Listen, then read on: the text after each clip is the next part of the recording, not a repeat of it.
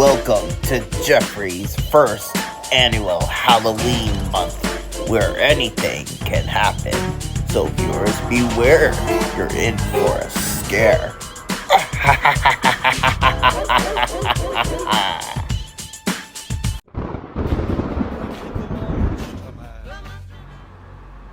Hey there, guys and gals. It's me, Jeffrey, again. Welcome to another episode of Jeffrey's, doing the Creepypasta readings, that is.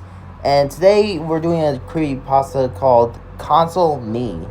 Now, I'm going to read this word for word. It's pretty good. I haven't read it before, but it looks pretty convincing. So I decided to do this one for Jeffrey's first annual Halloween month. So let's get to it. It started one day when I finally had enough money to buy myself a new gaming console and a few games. I had planned on getting an Xbox 360 for a while now, and my dream was about to come true. I drove down to the electronics store where they sell things like televisions, batteries, remotes, and all that. I asked one of the staff members for where I could find the gaming consoles, and she pointed towards the back of the store. I quickly headed over there and picked up an Xbox 360 box, and then rushed over to the register. I asked if there was anything wrong with the console for safe measure, and the man said it was a brand new, factory sealed, so I went along with him and bought the console, went to the car, and drove to the next location, the game store, very close by, so it wasn't too bad. So I walked into the store and picked out a few pre-owned games and took them to the register. And once again, I asked if there was anything wrong, and the man behind the counter said there were just a few scratches, but they were still playable. I bought them and then rushed back to the car and drove home. As I arrived and walked into my house, I noticed that the TV was left on, where a show about supernatural things was on.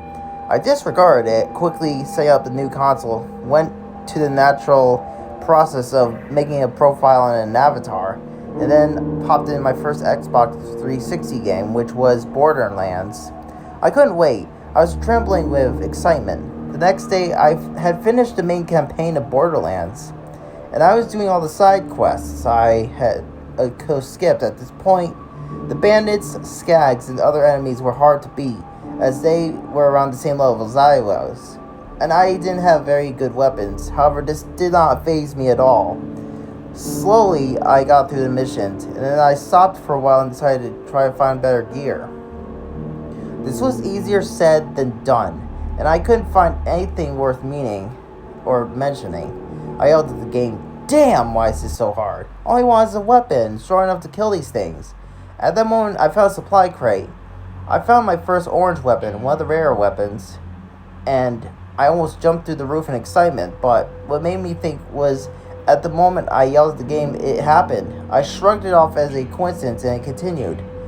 I went to go fight an army of spider ants and killed their queen, one in the trash coast. However, there's many of these badass spider ants and slayers that kept shooting at me. I kept yelling at the game once more, saying, "Heck, why is this so hard?" And once again, something strange has happened.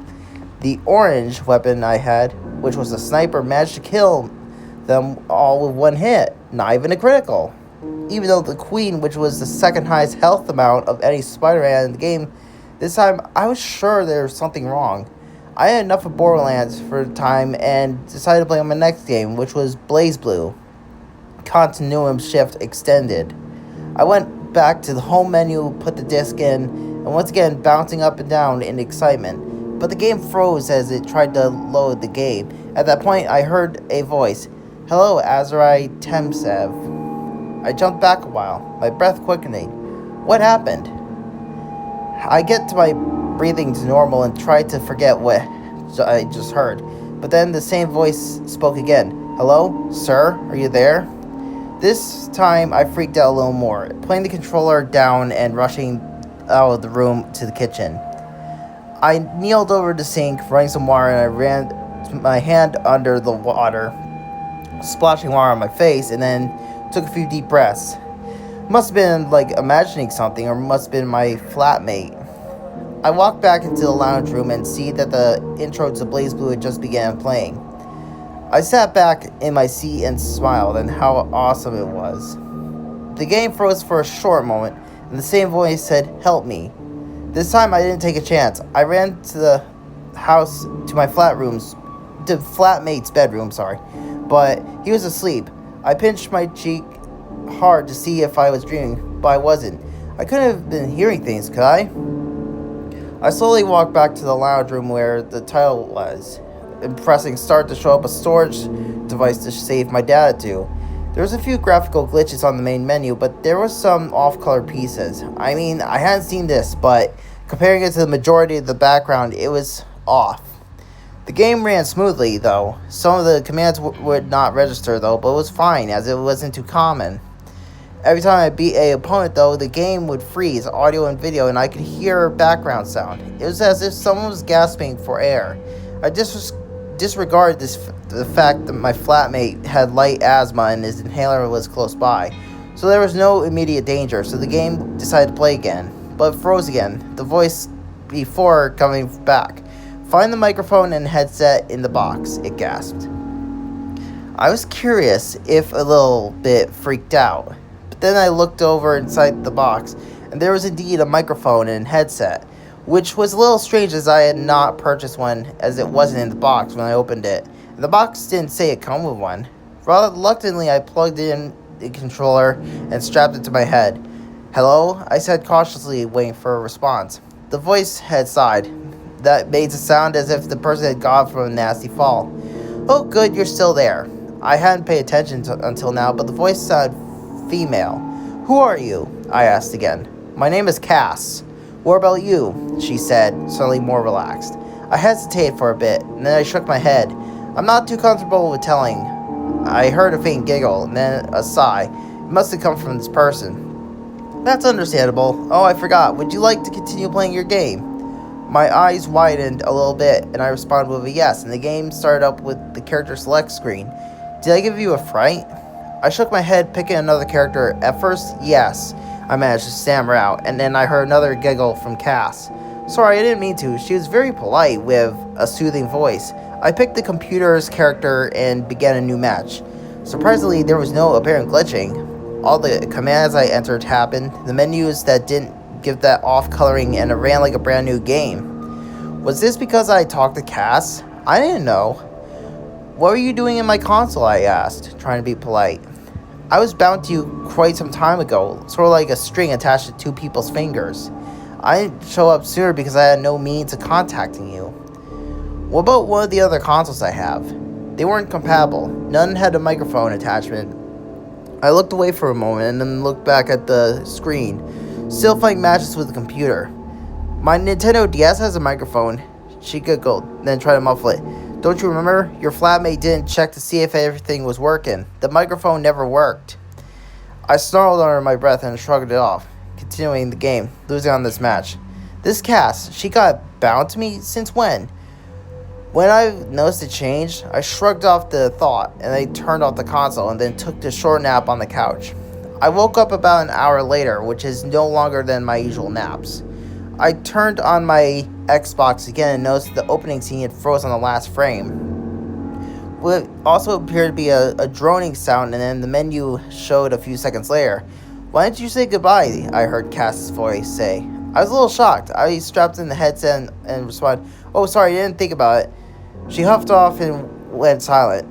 While the fact there was a real person on the other side of the TV I could actually interact with me in my game, I felt sorry. I started up Blaze Blue again and then played through story mode. Hours passed and Cass remained silent throughout. Even when I spoke to her, she still messed with the games even though they got me frustrated. But it did get almost hesitantly. Every time she did, I apologized, and every time I heard her sigh, essentially she was saying, "Yeah, whatever." "Well, I gotta get going. It's getting late," I say as I begin to get off. "Alright," Cass says, 4 hours of solid silence. "I'll see you soon, right?" "Yeah, as soon as possible," I said with a sigh of relief from her as I tucked into my console and went to my room going to bed. During my dream, I had a dream that was a recollection of what happened to me on that day. Few details left out. I woke up repeatedly during the night. By the time morning had arrived, I had gotten enough sleep to not be exhausted. I rolled over and hit snooze on the alarm clock and then looked back and saw another headset, similar to the one for the Xbox, but it was white and connected to my Nintendo DS. I sat up and stared at it for a while. I reached to grab it, starting my DS up and strapping the headset to my head. Hello again, I hear Cass in a very cheery voice. Isn't this great? I found a way we could stay together. I laughed nervously and I responded, yeah, I guess. Things were starting to get really creepy now. I had a strange girl stuck in my Xbox and the same one now in my DS. Is she going to stalk me down and do something? Am I in danger? I decided to ask. Excuse me, but why are you wanting to remain in contact with me so often? I heard a very faint gasp. That silence for about 5 seconds, and I heard her stammer. You've had a hard time of your life, haven't you? You've had nobody to talk in your life, right? I quickly but carefully put the DS down and took off the headset, taking a few breaths. How'd you know? I haven't told anyone. I heard Cass repeatedly saying, oh no. I put on the headset again, talking to her. How'd you know? I just did. I'm just not sure how, but it's like I could see her memories. She sounded very sincere and even a little upset. I didn't know what to say. Well, it's best if we think of this later. I finally say. Then Cass agrees. I turn off the DS and then put in my headset and on top of a bookcase. I walk out to a kitchen to get a glass of water, but I started to see things. There's a strange man hovering over someone defenseless. I couldn't make out any faces or hear anything, but he struck this person on the ground with what seemed to be a weapon of some sort. I was at my limit. I fell backwards and landed on my backside, leaning against the chair. My forehead was a little swayed from worry, so I quickly crawled over to the sink, propping my face in against it, washing my face again. My hands were shaky as I felt as if my body would shut down from pure shock and anxiety. What did I see? Why did I see it? Who were the people I saw? All those questions need answering. I took a quick drink, and then I turned around and leaned against the cupboard against the sink, closing my eyes and taking slow, deep breaths. I opened my eyes and saw that they were a little shaky, probably from the cold air from the open window blowing against them, while they were still damp from the sink. I dried them off with a tea towel and stood up looking around. I walked into the lounge room, turning on the Xbox with no freezing on the menu. No voice from Cass. Maybe she didn't feel like talking to me what I just said. I grabbed the headset and put it on, talking to the mic. Are you there, Cass? I slowly said, trying to hide my trembling voice. The menu on the Xbox slowly faded into a picture would be a pure white room with no window, and a single person in the middle of a screen sitting on a chair. It was the woman, smiling at me. She stood up and walked closer, waving as she did. Yes, I'm here, the woman said, now realizing I can see her. I smiled slightly, looking in relief. Where are you? I asked. She simply looked around whilst pacing and shook her head. She didn't know. What was that I saw? That was a memory. Well, mine. A man offered me a job, one that would change the face of communication for millennium to come. That was the man you saw. He betrayed me. He stuck a knife in my abdomen and watched as I leaned in closer, covering my mouth as I saw her hide her face, shaking her head lots. No, I can't. I shouldn't. I stood up and walked to the TV, pressing my hand against it. The cat looked up at me and did the same thing. I need to know the rest of the story, Cass. Not looking away, she slowly nods and begins where she left off. He betrayed me, left me to die, as he grabbed something and stuck it into my head, and I felt all my memories, my emotions, and experiences, everything flow into this one device. It was like he was reaching my being and pulled it out, leaving just an empty, fleshy husk. The next thing I know, I woken up by the person he chose to be his target. I felt my knees give away and I fell backwards, landing on the coffee table, my eyes wide, simply staring down at the floor in front of me. Cass took her hand and away, bringing him to the chest. I'm sorry, there's no preventing it. I look up into the screen, tears welling up in her eyes, and then the screen fades to static, no sound arriving from the speakers. Eventually, it came back to the home menu of the Xbox, waiting for me to pick a game. I picked up the headset and microphone and quickly said, I'll be back soon, and then quickly unplugged my Xbox while waiting for a response. Then I stumbled towards my room, bumping into a few walls on my way. I felt very lightheaded and I collapsed onto my bed. My breath escaped my lungs and I could feel something within my chest, as if a hand had plunged into it from the outside. I clasped it tightly, my heart racing with fear. As I was gasping for air, as I saw the lights from my desk turn on from the top of the bookshelf, and Cass's voice saying, "Hang on, it's only temporary." I eventually passed out on my bed, my eyelids slowly falling. I woke up eventually with my flatmate shaking me wildly, and I could hear his grating voice, but it was muffled and distorted. I looked up at him, and it all sounded was drowned out by something. My head felt heavy, and it dropped, finally hearing a single thing before passing again. "I'm sorry." The next time I opened my eyes, the room I was in was a very white room, laying on the bed. There was a single glass window and a door to the right of it, but nothing else. There were 3 people standing behind it. One of them was Cass. I woke up, sat up slowly, rubbed my head, and then looked at the window. Where am I?" I managed to say. And then I see Cass smile and clap her hands together, grabbing a microphone from the wall to her right, from behind the window. "Oh, thank God you're alive. I'm sorry to say, but you're stuck in the same place I am. You're just waiting to be bound to someone." I look around the room for a second time as it begins to be more into focus. It appears to be a hospital ward, but completely quiet. No other patients, no doctors even. I slowly got off the bed and walked around, feeling the doors, or walls. "The doors will unlock very soon. We're looking for the right person," I hear Cass's voice say. I look up to the window, pressing my hand against it. She does the same over mine. "So, did I die?" I ask quietly. Then Cass shakes her head. "No, well, not yet. Once you go through the door, you will become what my body is, a fleshy shell with no life whatsoever." I turned around, my back facing against hers, leaning against the glass. "This is unbelievable."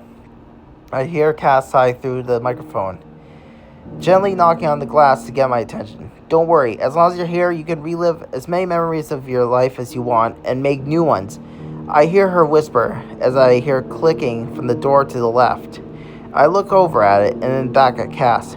"Do I go now?" She simply nods, and then I walk over to the door and slowly it swings open. I take a slow but deep breath and then walk towards it, stopping at the last moment. Cass was there, smiling at me with open arms. I smile weakly, walking through the doorway, letting her wrap my arms tightly around me. "Now we can feel the brace of total oblivion together," I hear her whisper. I nod slowly, feeling a strange sensation. My conscience slowly slips from my mind, and I feel as if I'm falling backwards through the sky. The monitor on the control panel turns off for a few seconds and then comes up with this display. Console subjects 4. Beginning transition of 4th subject to target number 5. And that, ladies and gentlemen, was the story of Console Me. Now, the cliches aside, I don't really understand how it links to the real world compared to, let's say, how games are becoming self-aware and how there's, this entity that's in the games and, how it talks to you. It kind of reminds me of, let's say, the Nintendogs Creepypasta, Nintendogs Noodles, where the dog was actually aware of what the person was saying, or it's similar to or maybe even similar to the Ponytown Dead Edition Creepypasta that involved me hearing what this Jessica person was saying, saying, why are you doing this? Is it's confusing as hell, but the transfer of subject number 4 to subject number 5 at the end of the story, it kind of makes me feel like this is a reference to Monica from Doki Doki Literature Club, but then again, that's just a cliche, but not too serious. And I'm kind of surprised there's no blood in this story, which is good, because that would have been pretty stupid if there wasn't, or was. But that's besides the case. I hope you enjoyed this creepypasta, and what did you do to make it better? This is Jeffrey Sambursky, signing out.